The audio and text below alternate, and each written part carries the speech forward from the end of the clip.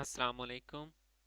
अब हम सॉल्व करने लगे हैं प्रॉब्लम 5.21।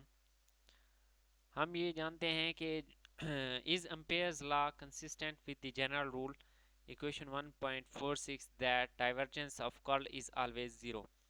अब एम्पेयर लॉ को हमने क्या है देखना है कि ये divergence of curl is always zero है या नहीं। Show that Ampere's law can not be valid in general outside magnetostatics. अब हमने ये शो करना है कि जो अम्पेयर्स लॉ है वो वैलिड नहीं है। वो अभी हम देख लेते हैं। Is there any such defect in other three Maxwell equations.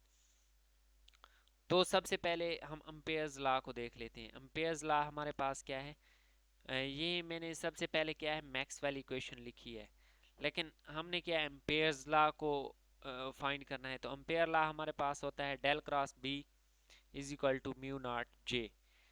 ये हमारे पास क्या है, ये रिलेशन एम्पेयर्स ने दिया है, लेकिन मैक्सवेल ने इसमें करेक्शन करके उसमें ये वाला साथ फैक्टर ऐड किया था, ठीक है। तो तब हमारे पास क्या है डाइवर्जेंस ऑफ कर्ल ज़ीरो हुआ था। अब ये हमें पता है कि divergence of curl is always zero, but हमने अब ये प्रूव करना है कि इस केस में हमारे पास ज़ीरो नहीं है, ठीक है। Ampere's law is not valid. तो हम यहाँ से डेल इसकी डाइवर्जेंस ऑफ कर्ल फाइंड कर लेते हैं। ये डेल क्रॉस बी हमें दिया गया है, तो इसकी डाइवर्जेंस फाइंड करेंगे तो ये बन जाएगा डाइवर्जेंस ऑफ कर्ल, जो कि हमारे पास कुछ इस तरह आएगा, is equal to mu naught del dot जे।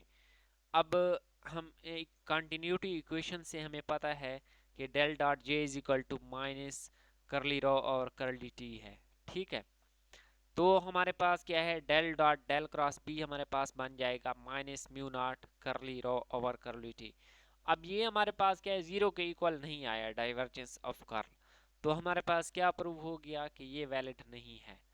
तो अगर हमारे पास ये रो कांस्टेंट होगी उसकी डेंसिटी तो हमारे पास जीरो हो सकता है, लेकिन वैसे नहीं हो सकता। अब दूसरा हमारे पास जो अदर मैक्सवेल इक्वेशंस हैं वो हमारे पास क्या है डेल डॉट ई है, ठीक है। तो वो हमारे पास क्या है ऑलवेज ज़ीरो होती है, तो उसकी डाइवर्जेंस ऑफ कर्ल हम फाइंड करेंगे तो वो हमारे पास ज़ीरो आएगी। ये हमारे पास क्या है मैक्सवेल इक्वेशन राइट है। So there is no defect on other Maxwell equations while it we if we use Maxwell equations. So अगर अब मैंने यहाँ पे क्या किया है कि जो पहले हमारे पास एम्पेयर्स लॉ था मैक्सवेल ने उसमें करेक्शन की थी, तो अब हमने वही मैक्सवेल वाला लॉ यूज़ कर लेते हैं जैसे उसने करेक्शन की थी। अब corrected form of this del cross B अब हम यूज़ करते हैं। तो अगेन हम डाइवर्जेंस ऑफ कर्ल फाइंड करते हैं, तो हम देखते हैं हमारे पास क्या रिजल्ट आता है। म्यू नॉट जे पे जब हम डेल अप्लाई करते हैं उसकी डाइवर्जेंस लेते हैं तो वो हमारे पास माइनस म्यू नॉट करली रो और करली टी आई थी पहले पार्ट में, प्लस अब हम इसकी जब लेते हैं तो ये हमारे पास क्या है बाकी चीज़ें एज इट इज़ आ जाएंगी डेल डॉट ई।